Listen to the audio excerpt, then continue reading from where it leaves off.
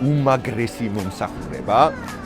იტალიანი ბერ სტაილი, როგორც დათომ გვირჩია გადაცემაში და მე მგონი ძალიან ლამაზია, ძალიან კოხტა და ცოტა ასაკიც მომაკლოა რა, თქვენ რა სიტყვით. მოკლედ, თუ გსურთ მსგავსი სტილის წვერი, ან სტილური ვარცხნილობები, მაშინ მოაკითხეთ Mad Men-ს, რომელიც მდებარეობს გდანში, ილია ვეკუას 16 ნომერში. თავარია ვინ იქნება შემდეგი სტუმარი.